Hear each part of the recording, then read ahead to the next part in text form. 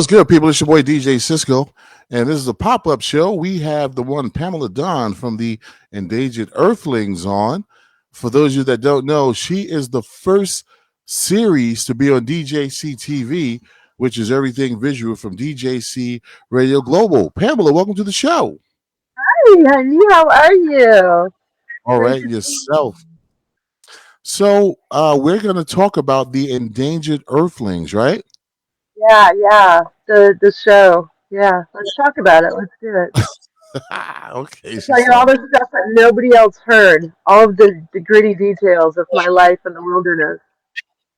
Beautiful. So, for those of you that don't know, the Endangered Earthlings is a show where she goes off grid and she gets her own water from the rain. She starts her own fires. She just self sustains herself. And I've been watching, of course, and you got some pretty scary episodes there. Yeah.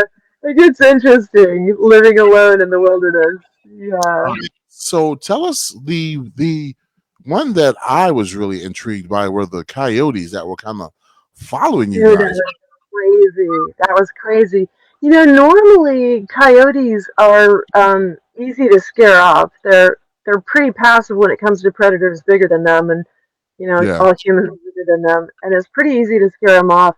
But these coyotes, so what happened was the girls, my wolf dog, Antiope, and then she has a little dog that's a little mutt dog. Her name is Okay. Zatanna. So Andy Oh, and Zatanna run off through the wilderness, and I just let them go ahead of me when we're hiking. You know, um, I know there's a risk in doing that they're going to encounter something before I get to them, but mm, they're animals and that's their happy place. So, I mean, I'm taking a risk too, so I just let them go. And gotcha. this time, they happened to run. I'm guessing they ran up on the den of mother with babies because there was ungodly screaming, and my Oh, heart just dropped. I could hear it in the distance, and it took a second to make sure that it wasn't one of my babies that was screaming, that it gotcha. was a way too high pitched sound. So, I mean, I'm running full bore towards what I'm hearing, screaming at the dogs to come to me. And the alpha male coyote appeared about 50 feet in front of me, and then both girls came to my side. Mm, So in the episode, all you see is like trees and brush and glimpses of the coyote because I'm literally trying to tie them down mm, to keep them from engaging the pack any more than they had already engaged them. Because the way coyotes fight, they're like little thugs. They have this little pack, and one will run up and bite, and then another runs up and bite, and then they bite, and then the whole pack, once they slow you down, the whole pack joins in. Well, we mm. were half a mile from our camp, and they decided to follow us. So, we had to walk through ambush territory with trees and rocks on both sides, and they wouldn't have attacked me because I'm a big predator, but definitely the dogs were fair game, and that's who they were pissed at. So it Gotcha. was terrifying. I'm not afraid of coyotes, but that day I was. Yeah. Right. Now let's take it from the beginning because people are like, what in the hell are they talking about? So What? explain to the people what is the Endangered Earthlings movement about and your show. Right. Okay. So, Endangered Earthlings. Originally, what we did was we wrote a book. Shameless plug. This is the Endangered Earthlings Handbook, and Nice. the book is about what is happening to the planet, what's happening to the environment. We have over 300 peer-reviewed studies explaining scientifically, environmentally, what's happening to the planet. But Okay. more importantly, we have in real English translated that to what it means to you in your life, what the risks are for you. The fourth national climate assessment was done under the Trump administration, but the information that was produced in it is absolutely invaluable. Every single American should read it because it tells you specific to your region Mm-hmm. what is about to happen in your region. So, like, I'm in California, and California is pretty much just drying up like a raisin. Wow. Literally, cities are running out of water with no way to bring water in. We have a really cool solution for that in the book, which is what the book is about. The primary goal of the book was to reach the solutions chapter. And in the solutions chapter, we tell you how to prepare for all of these environmental changes in Okay. order to survive. And one of my favorite water solutions is a company called Source Water. And Source Water, I think it is Okay. zero math source. I'm pretty sure that's. Oh my God, Cody Friesen is going to kill me. The professor that does the source water, but they're hydro panels. So these are solar panels that generate energy as well as 8 to 10 glasses of drinking water per person per day. Actually, I think the bigger panels do more than that. But anyway, so that's a viable solution. That's in the book. So in order to, especially through what happened with COVID, people just want to either go to work and come home or log into work and log off without someone they know getting shot or getting COVID or, major catastrophic illness.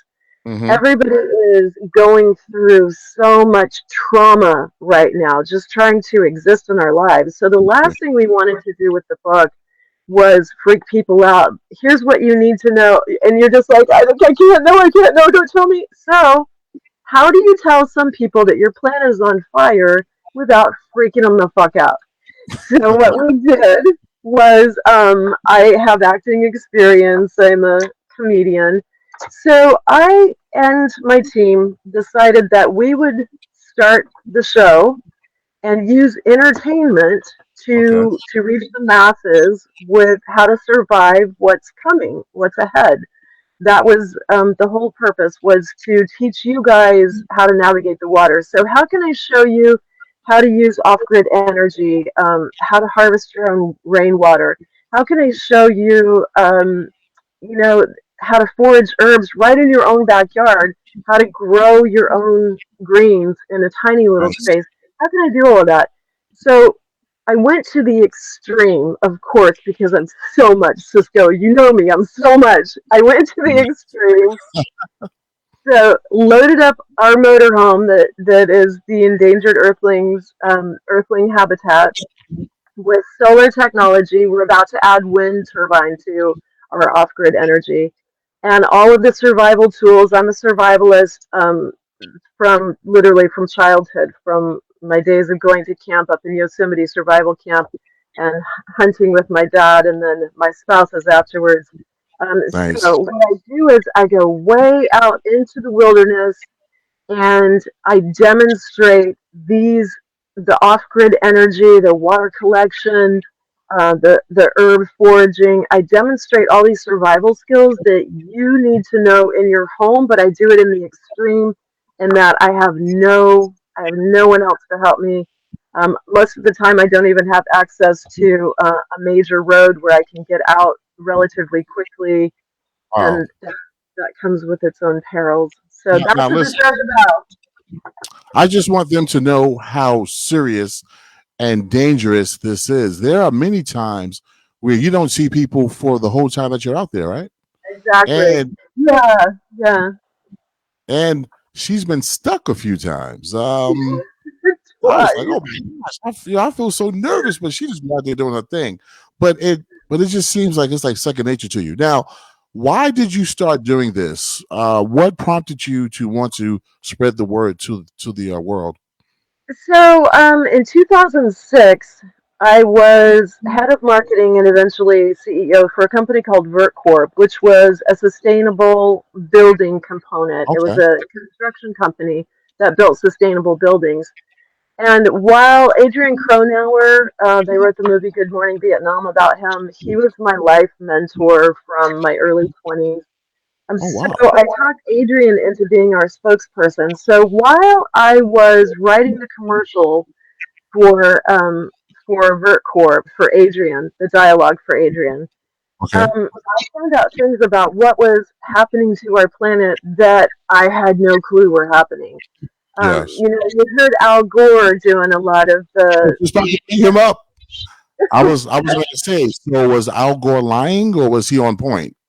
He was on point. Sadly, Wow. he was on point, and a lot of us who scoffed at him are now eating our words.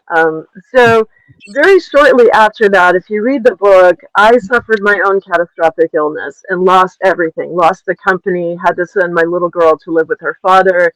I lost Mm, the ability to move. So, I have a condition called generalized dystonia. I put a pill in mm. my mouth called Cymbalta, trying to avoid opiate pain medication because of a broken back. I have a broken back too. It's nothing. It's nothing. Oh, God. So I My took warrior Cymbalta. princess. Hello, baby. And it caused what looked like seizures. My whole Okay. body just started jerking like this.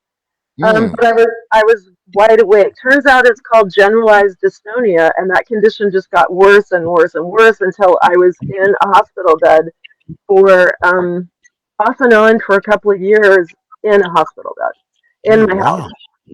So I was really fortunate that a neurologist neurologist it came out. All right. A neurologist saw what was happening and prescribed the right medication. And so Oh, then I yeah. just got my body back, got control of my body, and once you've lost everything, and I know there are a lot of people out there who are experiencing this firsthand. Once you've lost your car, your income, everything, getting out of that rut is next to impossible. So literally, the only resource I had was my body, and it took a really, really, really long time staying with family members, getting little side jobs, just earning what money I could earn to buy that car that gets you to and from work. So, but Mm, anyway, it was a very, very long road to hoe, and I decided I'm an ordained minister. I decided during that period of time when I was trying to figure out now what can I do with this amazing life I have. Holy shit, I can use all my limbs. What can I do with it? And so I decided that my ministry is the planet. That's literally my ministry now, is to beautiful. minister to people on behalf of Gaia, planet Earth, however you want to say it. Now, So I've known you for like how many years now? I don't so many. I don't even know, like five maybe. I don't. And I learned more about you in the last 5 seconds. I didn't know you went through all of this, Yeah, Pamela. yeah. It's those things that give us the warrior spirit, though. It's those Yes, things that makes us less afraid to take risks and to jump out yes. there and try things we've never done before. Well, Yeah, listen, I applaud you for doing that because you don't see many people out there putting their lives in danger to save others. And I thank you for being on my television network, DJC TV, yeah. which you guys can Thanks. catch it every Thursday, a new episode. So I know that we were supposed to cover a few things, and I covered the water, but if you could just tell us the things that you wanted to cover, that'd be great. Well, you know, I'm a survivalist, and so what basically that means is dancing around in the wilderness wearing nothing but a tiara and combat boots, and that's about it. And that's so I'm So gonna I, let you live with that visual now. The I don't visual know. will never be out of hand. So, as a survivalist, the most important thing, and John Hedgecoth is our creative director, the actor John Hedgecoth, and he and I have had this discussion several times. And by the way, the show does not happen without the team. So Stephen Sutherland is our science officer. He is the one that does the location checking. He does all of the environmental studies remotely before I go to those areas, and the communications, the comms, all of that. Beautiful. And then Okay. John Hedgecock is our creative director. He's the one that oversees every aspect of what the public sees about Endangered Earthlings. Salma Mumtaz is our show producer. She's in New York. She's in Queens, in New York. Um, she's the one that comes up with the creative ideas and then bangs out all the legal stuff to back it up, and then sets up all the interviews and everything else that we have. And then Beautiful. Lauren Marie is the one that does our content. She's our editor and content manager. So without that team, none of this works. But on that note, John Hedgecoth and I, he's a Native American and Oh, nice. survivalist, and he and I have had the discussion several times about what the most important things are, the most important three things are that you set up. He says water, water, water first. I say shelter first, for me, Okay. personally. If I don't have somewhere to hide from the elements, Mm-hmm. I'm not going to survive. I can Gotcha. have a safe place to set up camp and then go out and look for water and food. Sounds like It's me. very, right? Yeah, So you definitely. guys on the same page? Because if I don't have shelter and if I'm not warm, I'm useless. Yes, exactly. Or cool, as it were. Like in the desert, I spent a lot of time in Death Valley. And in the desert, finding shade and shelter is the most important thing. And sometimes that Mm, means having to dig literally a den underneath a big boulder so that at least you have, the shade of the boulder and the cool. The further down you go, it's really yeah. cold at night in the desert. And the further down you go, just, don't dig back far enough that the boulder's going to sit on you because that's a bad day. But Yeah. the sand is cold the further down you go. But anyway, so while I was up there on the Mogollon Rim, which is in Arizona, that's 7,500 feet up, and it's absolutely gloriously beautiful. Mm, While I was up there, um, finding herbs was probably the easiest thing that I did up there, and I found what- 9 different edible roots and herbs that I could survive on. I don't pull up roots when I'm doing these um, the excursions unless I have to because it kills the plant. gotcha. So, but I did partake of the leaves and the flowers, and it's delicious to eat flowers. You should eat Wow. flowers. It's delicious. But do you know one thing that I have noticed? Like you know how people go on like Survivor or what Yeah, is that? Uh they're uh naked and scared or Naked and Afraid. Survivor. Naked and Afraid. And they're out Naked there and for almost afraid. 21 days and they lose Right. like 30, 40, 50 pounds. You Yeah. look marvelous all the time. Like, what do you do? Tell us, how do you So maintain? I'm going to translate that for you guys. So Pamela, how did you manage to stay fat when you were in the wilderness? I um, don't, I don't know how to say it. I know talking to women about weight, but no, that's not what I meant. no, no, no. I'm totally kidding with you. I put on a whole bunch of weight on the first 3 month break that I had. I put on a whole bunch of weight because I hadn't seen like McDonald's and those pizza and that for so long, and I just didn't pay attention to it happening, and it happened so fast.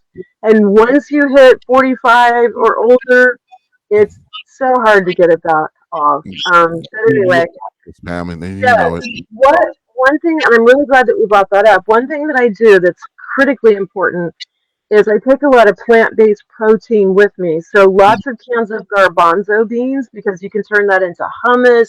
Mm, You can roast them like snacks. They're delicious roasted. So I do take a lot of Gardein meat substitute alternatives with me. So I do have plenty of food that I pack up with me. I don't go up specifically to survive off the land. That's a completely different show, and I don't have it in me.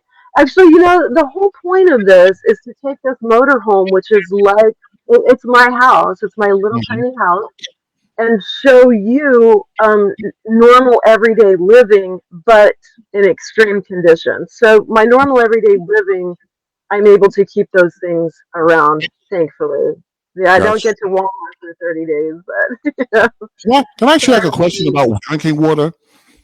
Um, absolutely.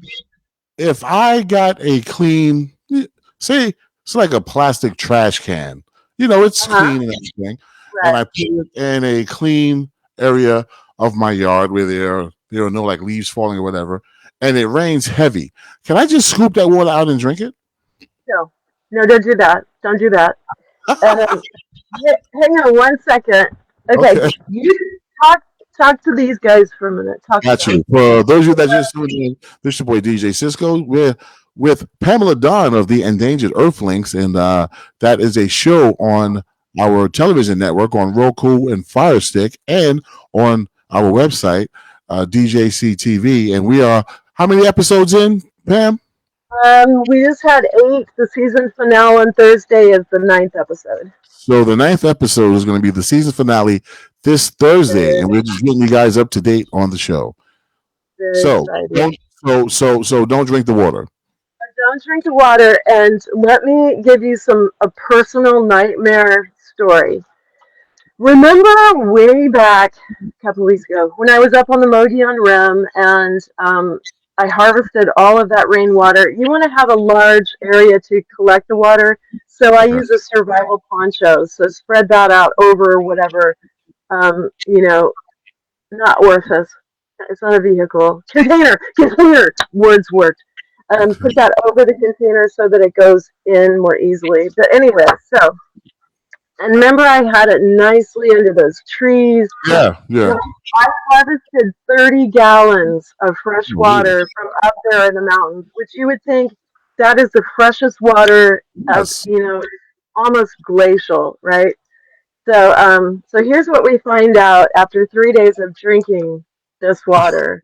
Lord. That, okay, think about it. The water came down through the trees where the birds shit, Oh where Lord. the birds shit, where the animals climb, where the frogs who were mating over in the pond across from us, all of that, those particulates are in the air. So all of that lands in the water. So, dude, I did manage to lose 9 pounds that last week, but I I bet don't you did. recommend the method. Do not recommend that for weight loss. It was so bad. And as you can imagine, I had a septic tank on board that filled up so fast. I'll let you sit with that for a minute too. All right. So okay. So let me rephrase the question. If you didn't have it going through the trees and you just had a Yeah, bucket in a field, yeah, it won't matter. It won't matter. Either way, whatever particulates are in, and I forget what they're called. They're like a little amoebas even. oh The actual microorganisms can get picked up into the clouds, into the air. wow. So Okay. this is what you want. This is water purifier. It's a 2-step. It's really cheap. You can get it at Walmart for like $10. It's a 2-step process. You put in the purifier, and then I think that's an alkaline tablet after. I don't remember. But anyway, so you can collect it basically from anywhere as long as you kill the buggers that you collect into it, and then you want to filter it through a filter still because you're going to have sand and all kinds of particulate that comes in with the rainwater. So So boiling it is not enough? Boiling it yeah, won't work? boiling it is great, but you Oh, still want to screen it. You want to have so it at it's least through a screen or a sieve, a tight sieve. So you literally get the pebbles and the rocks and the bird gotcha. poop. And the bird Wow. poop out. That's crazy. But I'm sorry it's that really you nice. Okay. I'm sorry that you had to go through that, but that's a part of No, living on it's great. the road. I came back all skinny and svelte. I'm like, I look so good. Look at me. I'm so You, thin. I'm you took a dying. My butt's on fire, but that was a rain colonic. I took a high caloric rain colonic. Thank you. And I'm like, listen. So, this is crazy. Have you ever had any encounters with any larger animals like bears or anything? Oh yeah. Literally the last day we were there. If you watch the last episode, season 1, episode 8, you will see that. Okay, so remember when I was stuck in Death Valley and it took me Yeah, 4 days by myself in the middle of the desert Death to Valley. build a stone road out of the desert where I got stuck? What happens is in the desert, it's a tight, hard crust on top, but the rig was heavy enough that it busted through that crust. And once you bust through the crust, it's nothing but just powder sand. In fact, so Oh that's no. what I got. But I had to build a road out of Death Valley. So while I was up on the Mogollon Rim during monsoon season, there were 4 days straight of monsoon, Hmm. and the rig literally sunk. It sunk Oh, into the clay. So, I'm a go-getter. I got out there and I started digging, and that didn't work. And so I got out there and I built a little sandstone road, and that didn't work. and it just kept spinning deeper and deeper into the clay Hmm. until literally the bumper was on the mud wall. It wasn't going Unbelievable. anywhere. Yeah, so got stuck there. The season finale, you get to see how I get out. Okay, so Oh. I got out, but I had to move to a different location because it was so the soil was too soft to stay there. So I Mm, went to another location to stay one night, and it wasn't where we had been previously camping. And mm. so I woke up, like I normally do around 6 in the morning. I got all geared up, head to toe in my survival stuff.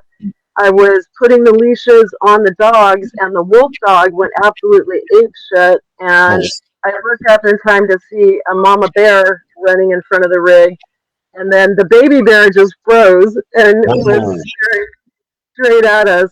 So, I mean, literally like 10 seconds later, the dogs would have been out there and the wolf would have gone after the cub and the mom would have eaten the wolf and I would have just said, take me too, I don't care. It would have ended me to lose her. So yeah, I mean, it's really divine intervention. So, what's your take on global warming? Well, I really prefer that we stay away from the term global warming because it's misleading, which leads most people to believe that the planet is only warming. Because the climate is changing, because the global climate temperature, like the ocean has absorbed 90% of the excess heat that the planet has absorbed, 90% has gone into the ocean. When the ocean warms, it does something called thermal expansion and it starts rising. So it's not rising because the glaciers are falling in, it's rising because of thermal expansion. So that means that cities are going underwater, and we have more extreme temperatures and variation fluctuations of temperature during all of our seasons.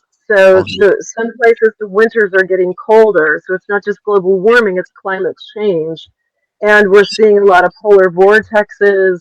So weather is being affected, but the most critical thing that's happening is happening right here in California. I don't know if you saw how many wildfires we had this year, Oh, of but course. I've been watching that. Like, incredible. yeah, the entire state was on fire. So think about okay, so human beings have built all of these structures that are now part of what's burning. All of the chemicals in those structures or whatever was in there is now released into our air pollution. So the air quality is going down. At the same time, we are in a 20-year drought.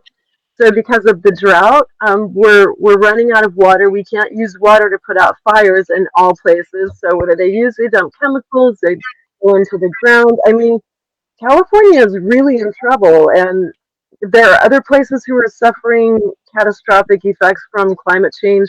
But I really think California is going to be the place where you see the worst of it first. I mean, other But than the hurricanes that are occurring. but in California, not all of the fires started from like lightning strikes and just whatever. It it some of Stupid them people. was from human negligence. A whole bunch of them I heard. Stupid people. And like the fires in Texas, um, is that the fires in Texas? Some of them are caused by malfunctions of the literal infrastructure. So you have systems that are failing, old outdated systems for transmitting wires and water and Okay. sewage and all of that. The infrastructure is failing as well, which is why it's so critical that we rebuild our infrastructure. So you see a lot of fires getting started from power lines that are Yeah. overloaded. Yeah, lightning strikes, but even if you are a trained firefighter and you start a deliberate fire to create a barrier, it Hmm. just takes one little ember in the wrong direction, one gust of Blow wind. it. Yeah.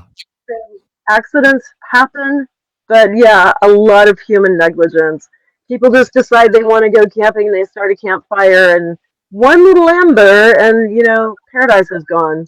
So it's Something that's been really bothering me lately. It's been bothering me like all my life, but like back here lately, it's just people destroying forest and farmland just to build these tenement buildings where they could have used other lands that had abandoned buildings on them already. It is so heartbreaking to drive around. But when they look at what it's going to cost for them to do, number one, the demolition, then the rezoning and restructuring of that existing infrastructure. So the city water, all of those pipes have to be replaced. All of the electrical that comes into that building has to be replaced and updated. Even when you demolish the entire building, then you have to rebuild using old systems. You have to revamp them. So it is cheaper for them to go to empty lands. But here's the quandary. There are about to be 8 billion of us. Once we reach 10 billion, a healthy planet can no longer support us. That's the degree of overpopulation that we're experiencing. But housing 8 billion people, when you go out, into a 30-acre parcel of land, and you dig down 50 feet or however deep you have to go to put in the piping and the sewer pipes and the drain pipes and all of that, you have just destroyed 50 feet of microorganisms that had been supporting that natural ecosystem, that natural environment. So Yeah, that natural environment is what provides you the food that is indigenous to that area that will be there, readily replenishable, replenishing yes, itself, forageable. So, I mean, it's counterintuitive to destroy nature to build human habitats. Personally, the solution that we hype in the back of the book is for urban situations, build up, keep building up in urban environments, but make every single building that you build completely self-sustaining like an island. Have it provide its own food. Aquaponic vertical gardens that are attached to, aquaponic means there's fish in it. So you have edible fish who are pooping in water, feeding the vertical plants, hydroponic plants. The plants filter that water by consuming those nutrients, and then it goes back into the fish. It's a self-feeding cycle essentially. So you can have fish and you can have vegetables growing in that building. You have wind and solar and hydro panels on the top providing energy and water. It's a self-sustaining building. So keep building up for yeah, urban type environments. But when it comes to living in small communities, build small villages on the surface of the planet in the natural environment and let it stay natural. So there are right. ways to do it. It's just not convenient and it's not lucrative for the big corporations yet. Got you. Now, where can people find out all of this information that you just told us about? In which book? The Endangered Earthlings Handbook, available now. You can find it on Amazon if you go to any of our social media. Our Let them see it again, website, please. Let them see it again. Bring it our up. website is endangeredearthlings.org. Endangered Earthlings. Beautiful book. Beautiful book. I Thank got you, my and thank copy. you so much for contributing. Thank Yes, you. got my copy. It's very informative, and you're doing a great job. And I Thank love you. watching the Endangered Earthlings after upload. Hey. So the season finale is this Thursday. It'll Yes, it's ridiculous, Cisco. It's ridiculous. It's so insane. There was so much alcohol used in the production of that oh, finale. So much abuse of alcohol. So much. It was battered wow. the alcohol. Oh It was Lord. All right, you don't. so this season finale drops Thursday at 4 p.m. After this, what are you going to do, and when you're going to come back? All right. So we're going to be off until the spring. And we are working on several other projects on the side. The Endangered Earthlings organization as a nonprofit, we're looking for funding. So we're focusing on finding that financier. So we have our business model canvas ready to send out and do some fundraising for the organization so we can keep going. And then in the spring, then I will be headed to Ellipsis. Dun, dun, dun. Gotta wait for it. You gotta wait. You gotta wait. You'll find out. Everyone will find out. We'll see. We'll do another interview when we. Oh, wait. So you're not going to tell me now? Can't Are tell you you. kidding me? I mean, I'd have to tell you, but I love you, so I just literally. You're still not going to tell me. Listen, for those of you that didn't catch it yet, catch it on DJC Radio Global Virtual Nation, which is the company that owns DJC TV. Go to your Fire Stick right now, type in DJC TV, and find this red awning and this logo, and add it to your apps. Go to your Roku channel, type in DJC TV, and add it to your Roku device, and you can catch the Endangered Earthlings, catch up on the episodes. I think we're up to 8, and the season finale will be this Thursday, episode 9. Some great programming, very insightful. My girl Pamela Dawn gone off the grid, giving us some life-saving tips. Let me just pick your brain for 2 more minutes, okay? Because I'm really into this now. I love everything about nature and life. One, approximately since you've started this, how many species have we lost? Well, the Center for Biodiversity estimates that if we average out all of the species that we've lost since the industrial era really kicked in, we have averaged about 200 species a day. That's how rapidly they're falling. That doesn't mean that today we lose 200 species. That means that since we started paying, I believe it has been 120 years, and it's in the book. It's not data that the brain is not pulling it up. In the period of time since we've been paying attention to species falling, that number has exponentially increased to the point where now we are averaging 200 species a day lost since that date. So Gotcha. we lose several species of life every single day. Another species goes extinct. Unbelievable.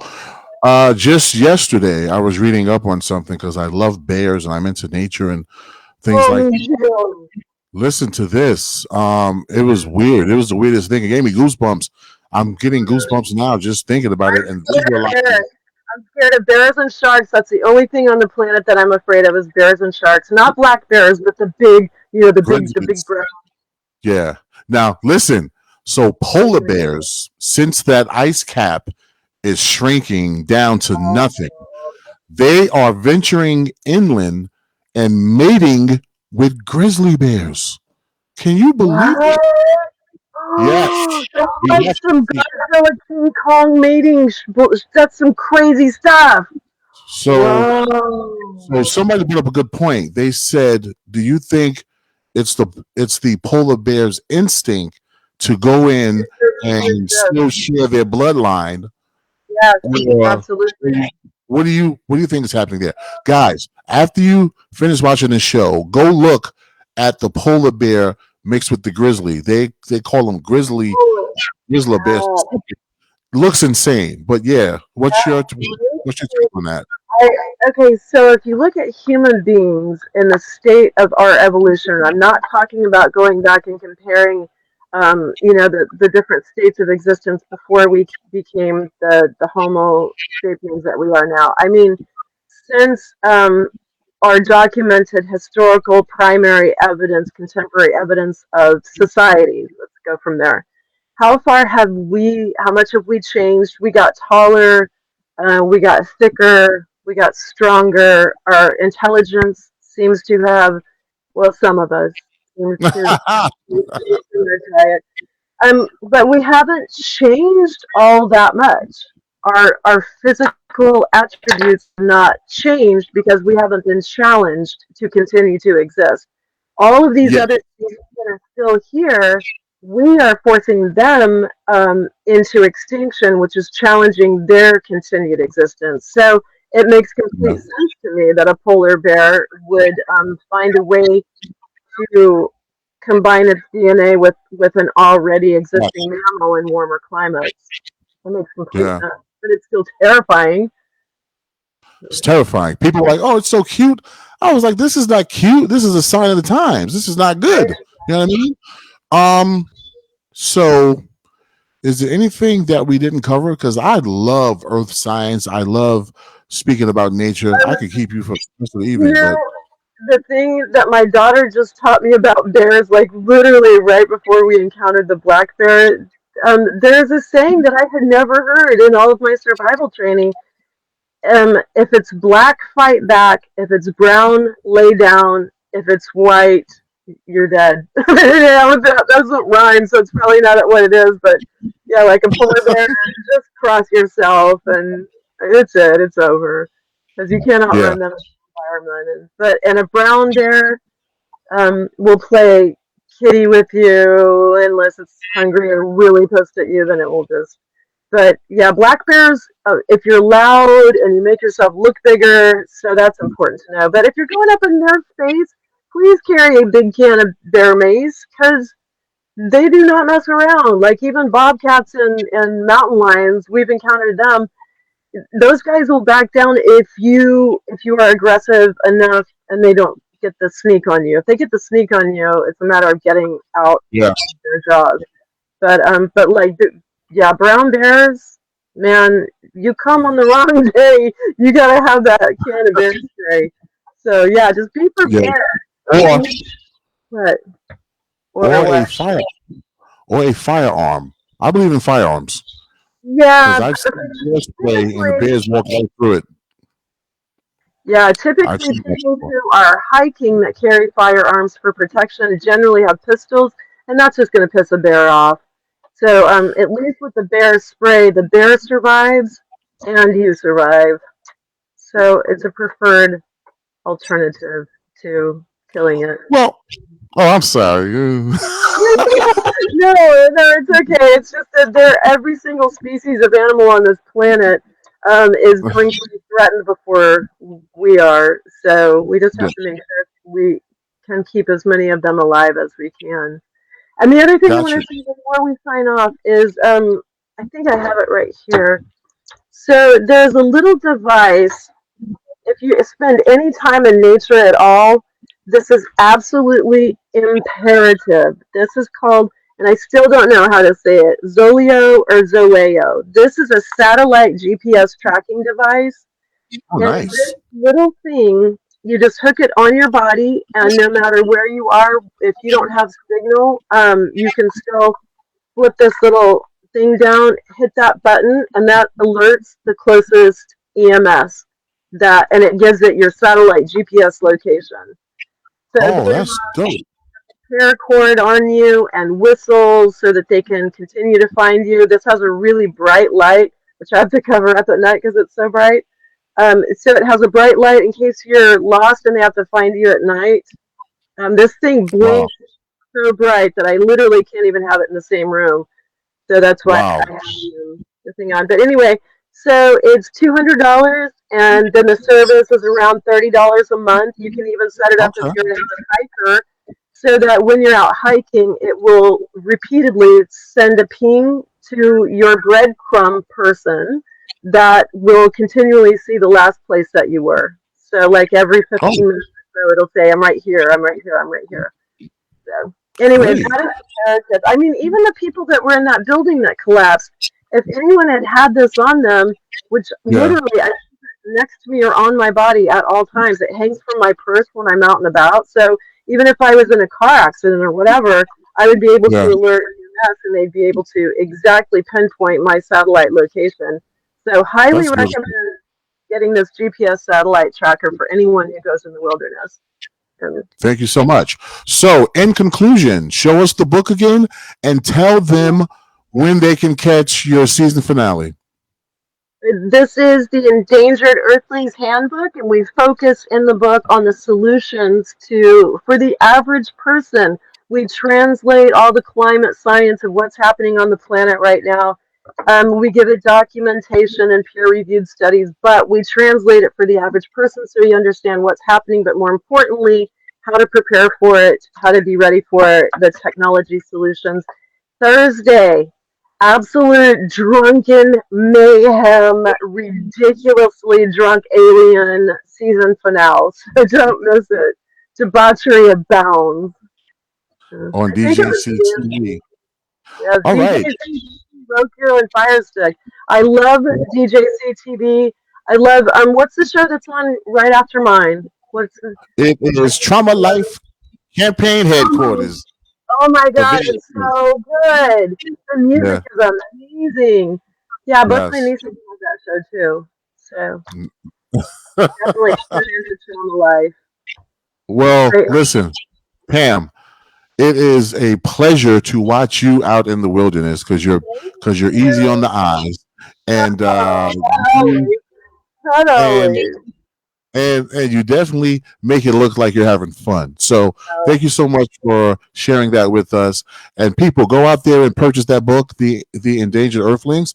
You can get it everywhere, and check out her show, the Endangered Earthlings, every Thursday on DJC TV. So we're gonna get up on out of here. Okay. All right. thank Thank you, Pam. you. Thank All right. you. Peace.